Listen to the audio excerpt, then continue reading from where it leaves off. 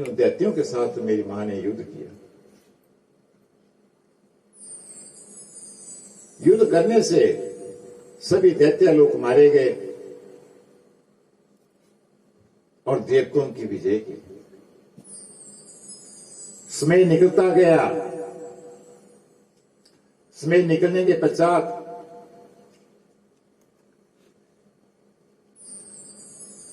जब जगजननी महामाया ने सभी दैत्यों का नाश कर दिया, नाश करने के पश्चात देवताओं को जब प्रसन्नता हुई, खुशी हुई, जय जयकारा का उन्होंने उद्घोष किया, फिर ब्रह्मा आदि जितने भी जो ऋषि थे जिनको मेरी मां ने अपनी शक्ति प्रदान की थी, उन सब ने जगजननी महामाया की स्तुति की। स्तुति करने के पश्चात दुर्गम दैत्य जो था, ये जो दुर्गम दैत्य भी मारा गया। इसके मारने के पश्चात माता और बहनों, इस जगजननी महामाई का नाम ही दुर्गा पड़ा था। दुर्गम दैत्य का जब मेरी जगजननी महामाई ने इसको मृत्यु के घाट में पहुंचाया, उसके पश्चात ही जगजननी महामाई का नाम जो था दुर्गा नाम पड़ा। इसी नाम से फिर संसार में बड़ी विख्यात हुई। साक्षी नाम भी इसका तभी पड़ा था, देवताओं के साक्षी नाम तभी पड़ा था क्योंकि जगजननी महां ने जब वहां पर युद्ध किया था, देवता लोग काफी समय से भूखे प्यासे थे। जगजननी महामाई ने कंद मूल फल जो ला करके जो थे उन देवताओं को बांटे। इसी स्वरूप से उसका नाम जो था शताक्षी भी पड़ा, शाकंभरी भी पड़ा। शाकंभरी जो मतलब जो उसने भोजन दिया उन देवताओं के लिए। इसके पश्चात व्यासी जन्म जैसे कहते हैं कि, और वहां पर सूत ऋषि सोमकाद ऋषियों से कह रहे हैं कि महाराज देखिए, एक समय की बात है कि एक दैत्य था, उसका नाम था हलाहल। और हलाहल दैत्य जो था, इसने भी ब्रह्मा से वरदान प्राप्त किया था। क्योंकि जितने भी दैत्य इन्होंने यहाँ पर जो दुख किया, देवताओं को दुखी किया, ब्राह्मणों को दुखी किया, संत महात्मा को दुखी किया, पहले तो इन्होंने वेदों के माध्यम से देवताओं से ताकत प्राप्त की। हवन करने से, अच्छे काम करने से क्या होता है, आदमी को जो है ताकत मिलती है। जिस ताकत के माध्यम से शत्रुओं को पराजित किया जा सकता है। अब यहां पर ये जो हलाल नाम का जो दैत्य था, इसने भी ब्रह्मा से वरदान प्राप्त किया था। क्या कहा था कि महाराज मुझे इतनी शक्ति प्राप्त हो जानी चाहिए कि जितने भी समस्त देवता गण हैं, शिव एवं भगवान नारायण, ये भी मेरी स्तुति करने लगे। और पूरा देवताओं का जितना भी अधिकार है, देवताओं के पास जितनी शक्ति है, वो भी मुझे प्राप्त हो जानी चाहिए। ऐसा ही हुआ। फिर मेरे प्रभु भगवान शंकर और नारायण ने आकर के इस हलाहल नाम के दैत्य के साथ उन्होंने युद्ध किया। बोली जगजननी महामाया की जय। हो जाता है सब उसे। तो जब इन्होंने युद्ध किया, युद्ध करने पर हलाहल नाम का जो दैत्य था उसका देहांत हुआ। अब ये जो माता और बहनों शिव और नारायण थे, इनको अभिमान हो गया। स्वर्ग में चला गया, अपने धाम में चला गया दोनों। वहां जाकर के वहां पर प्रशंसा करने लगे। सभी देवताओं के साथ कहने लगे कि महाराज, हमने तो हलाहल नाम का जो दैत्य था, उस दैत्य का, उसकी सेना का हम नाश करके आए। ये हमारे अंदर शक्ति है, उसकी उनकी क्या हिम्मत है कि हमको और पराजित कर सके। ऐसी बात जब शिव और नारायण ने स्वर्ग में जाकर के देवताओं से कही तो क्या हुआ, क्योंकि जगजननी महां ने जब अपनी शक्ति उन्हें दी थी ना, तो उस वक्त भी कहा था कि देखो त्रिदेवो, कभी भी अपने जीवन में अभिमान अहंकार मत करना, नहीं तो तुम शक्ति से हीन हो जाएंगे, कुछ नहीं कर पाओगे संसार में। लेकिन नारायण और शिव ने इस बात को भूल दिया। स्वर्ग में जाकर के अपने अहंकार की भरी बातों को उन देवताओं से बताई। अब भगवती मणिद्वीप में तीनों देवों को शक्ति प्रदान तो कर दे, उसने की थी शक्ति प्रदान उनके लिए, महालक्ष्मी और सरस्वती के लिए, महाकाली का भी उन्होंने फिर वहां अपमान किया। अपमान करने पर जगजननी महामाया ने विचार किया कि अब तुम शक्तिहीन हो जाएंगे, क्योंकि मैंने आपको पहले कहा था जब आप मणिद्वीप में गए थे, क्योंकि मणिद्वीप में जो है पुरुषों को जाने का अधिकार नहीं है, वहां पर तो केवल स्त्री जा सकती है। तो जगजननी महामाया ने इन तीन देवों को स्त्री के रूप में परिवर्तित करके जो था उस मणिद्वीप में पहुंचाया था। कुछ समय तक वहां पर वो स्त्री के रूप में रहे थे। जब उनको शक्ति प्रदान कर दी गई जगजननी महामाया ने, तब उन्हें पुरुष तत्व जो था फिर प्राप्त हुआ था। देखिए मां की शक्ति देखिए आप।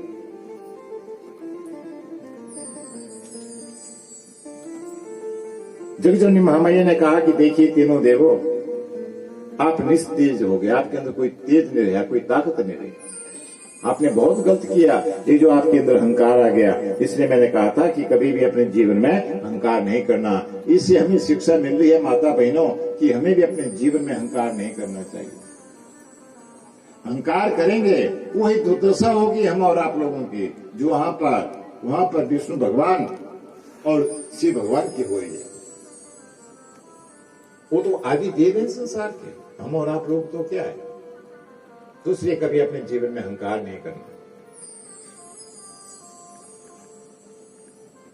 अब क्या किया जाए, शक्ति से हीन हो गए। सभी देवताओं ने बोला कि महाराज चलो अब कुछ उपाय करते हैं। ब्रह्मा जी के पास चला गए। ब्रह्मा जी ने बोला कि तुम चल करके हिमालय पर्वत में जाओ, वहां मेरा पुत्र दक्ष जो है वो भी सनकादि ऋषियों से साथ वहां जाएगा, और तभी आप लोग जो है मिलकर के भगवती शिवा की आराधना करो।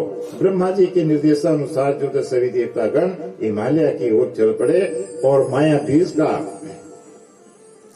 जगदम्बा महामाई का जाप करते हुए भगवती शिवा की आराधना करने लगे। जब कापिस में देवताओं को तप करते हुआ वहां हुआ हिमालय पर्वत के ऊपर, जगदम्बा महामाई जी प्रसन्न होकर के प्रकट हुई और कहती है जगदम्बा महामाई की, हे भक्तों, हे ऋषि लोगों, बताओ किस लिए आपने मुझे प्रसन्न करने के लिए मेरा तप किया? क्या आप लोगों के जीवन में आपत्ति है? क्या संकट है? क्या दुख है? मैं आपकी भक्ति से बड़ी प्रसन्न हूं। जो आप इच्छा चाहते हैं अपने मन में, वो प्रदान मेरे से मांगे, मैं आपको प्रदान देती हूं। देवताओं ने कहा कि हे देवी, हे जगजननी महामाई, हम आपसे कि वरदान चाहते हैं कि भगवान शंकर और विष्णु का जो तेज समाप्त हो गया, वो तेज उनको वापस कर दो। अगर आप नहीं करते तो हमारे जीवन में जब कभी आपत्ति आएगी, संकट आएगा, तो हमारी आपत्ति और संकट को छुड़ाने में कौन मदद हमारी करेगा? यही तो हमारी मदद करने वाले देवता हैं, भगवान शंकर और नारायण। और ये जगजननी महामाई जी, आप तो सबके ऊपर कृपा करती हैं, आप हमारे ऊपर भी कृपा करके जो हम आपसे इस प्रकार की प्रार्थना करते हैं। जगदम्बा महामाई ने भक्ति ने कहा कि सुनो, मेरे अंश से स्वरूपा उमा ब्रह्मा तिरस्कार करने के कारण ही ये जो उन्होंने अपनी धर्मपत्नियों का जो अपमान किया ना, वहां अहंकार फैला दिया। स्वर्ग में जाकर के हमने तो इन दैत्यों को, हलाहल दैत्य को मार दिया, उसकी सेना को मार दिया। इस अहंकार के माध्यम से इनको परिणाम निकला ब्रह्मा और नारायण भगवान के लिए। जगजननी महामाई की उन्होंने बड़ी प्रार्थना की कि हे मां, हमें क्षमा कीजिए। जब कोई अपराध करता है ना जो व्यक्ति, अपराध होने पर जो उस मालिक से क्षमा याचना कर लेता है, तो मानवता का धर्म है, मनुष्य का धर्म है कि उस व्यक्ति के अपराध को क्षमा कर देना चाहिए। ये मर्यादा है। किसी से मेरा कोई नुकसान हो जाता है, कोई अपराध हो गया, तो मैं बोलूंगा कि डॉक्टर जी मेरे से आपका यह अपराध हो गया, आप मुझे इस अपराध से क्षमा कीजिए। तो डॉक्टर का दायित्व बनता है कि उस अपराध को क्षमा करे, दंडित नहीं करे, क्योंकि अपराध करने वाला व्यक्ति स्वयं उस गलती को महसूस करता है कि मैंने काम गलत किया। वहां पर भी देवताओं ने इसी प्रकार से स्तुति की जगजननी महामाई से कि मातेश्वरी ये गलती हो गई, इस प्रकार का अपराध हम कभी नहीं करने देंगे, आप इनके तेज को वापस कर दो। जगदम्बा महामाई ने कहा कि अच्छा, अब दक्ष के घर में अवतार लिया, दक्ष का बड़ा अपराध हुआ, कन्या का नाम रखा, दक्ष ने अपनी पुत्री का नाम रखा सती, और उस सती का विवाह जो था भगवान शंकर के साथ कर दिया था। ये सती जो माता बहनों पैदा हुई थी ना, ये भी दुर्गा भगवती के अंश से पैदा हुई थी। अब सती ने एक बहाना लिया, कर्णखल में जाकर के हरिद्वार के निकट गए होंगे आप लोग, आपने देखा होगा, वहां पर सती ने एक बार अपने शरीर का त्याग कर दिया था। क्यों किया था? एक बार मेरे प्रभु देवादिदेव महादेव जी ने दक्ष प्रजापति को प्रणाम नहीं किया था, और दक्ष को उन देवताओं के बीच में बैठ करके उसने अपने मन में इस चीज का विचार किया कि ये दक्ष मेरा दामाद है, मेरा इसने अपमान किया। ये उसके मन में जब इस प्रकार के भाव उत्पन्न हुआ तो उसने क्या किया, एक बड़ा यज्ञ करने लगा। उस यज्ञ में सभी देवताओं को आमंत्रित किया। सभी देवता जो है आकाश मार्ग से अपने अपने वाहनों में आ रहे हैं, कर्णखल में जा रहे हैं उस दक्ष प्रजापति के यज्ञ में, लेकिन भगवान शंकर को उसने नहीं बुलाया। भगवान शंकर जानते थे कि जो दक्ष प्रजापति है इसने मेरा अपमान करने के लिए मुझे नहीं बुलाया। सीता मैया बोलो कि मैंने तो जाना है। सती ने जब इस प्रकार से पुकारा तो भगवान शंकर ने बोला कि देवी, उसने मेरा अपमान करने के लिए ये यज्ञ जाया हुआ है, आप मत जाइए, नहीं तो तेरा भी नाश हो जाएगा। सती मैया नहीं माने। उसने कहा नहीं जी, कभी ऐसा हो सकता है कि पिताजी के घर में काम हो और अपनी पुत्री को ना बुलाए, पिताजी के घर में कार्य अपने दामाद को ना बुलाए। हम किसी जगह भ्रमण करने के लिए निकल गए होंगे, किसी ऋषि को हमको आमंत्रित करने के लिए भेजा होगा, हम घर में थे नहीं, इसलिए हमको जाना चाहिए। भगवान शंकर ने बोला कि हे सती, अगर तू जाना चाहती है तो जा, मैं तो नहीं जाऊंगा उस यज्ञ में। भगवान शंकर ने अपने गण को भेज दिया कि जाओ सती के साथ जाकर के कर्णखल में इसके पिताजी यज्ञ कर रहे हैं, उस यज्ञ को परिपूर्ण करो। सती चला गई। जब उस यज्ञ मंडप में पहुंची, वहां पहुंच करके उसने क्या देखा, सभी देवताओं के लिए आसन लगे, लेकिन भगवान शंकर के लिए कोई आसन नहीं था। जब उसने अपनी दृष्टि को घुमाया तो उसे बड़ा क्रोध आने लगा मन ही मन में। अब क्या करें? फिर उसे ध्यान आया कि देवादिदेव महादेव जी ठीक कहते थे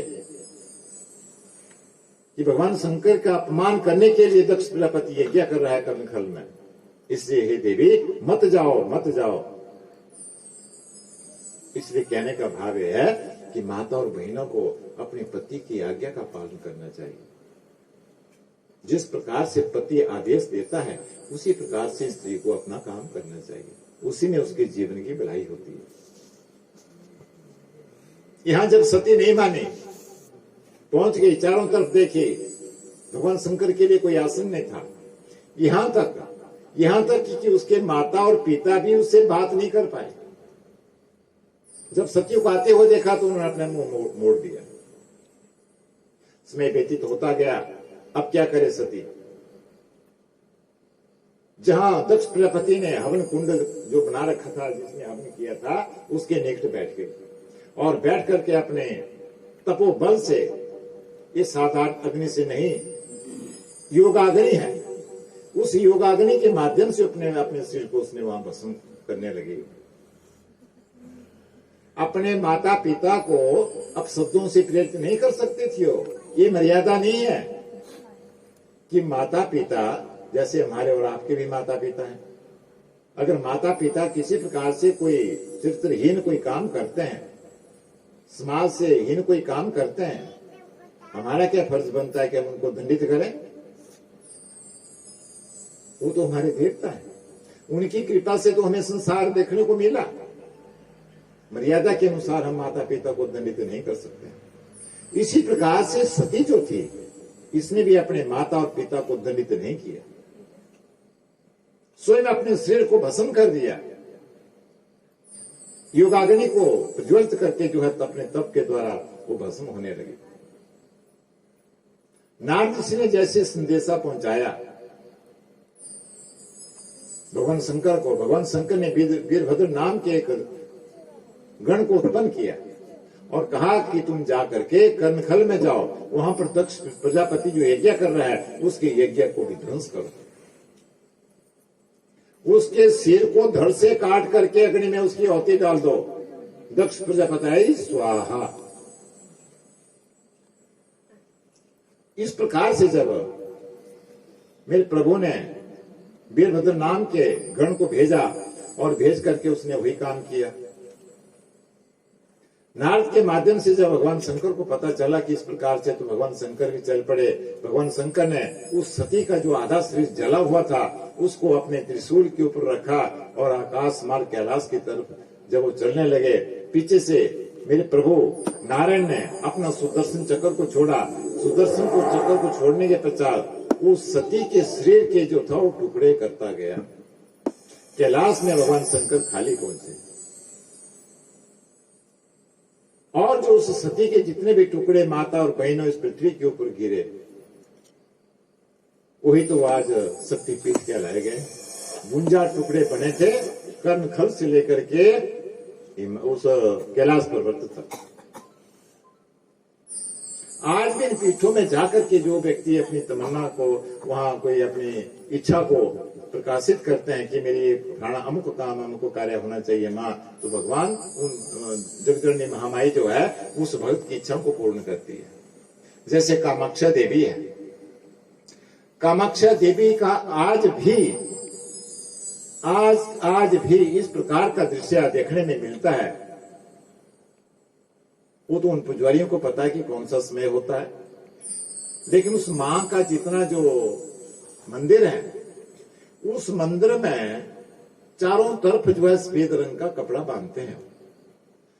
और आज भी वहां विशेषता है कि जो पुजारी उसकी पूजा करने अंदर जाता है आंख में कपड़े की पट्टी बांध करके जाता है, आंख खोल करके नहीं जाता है।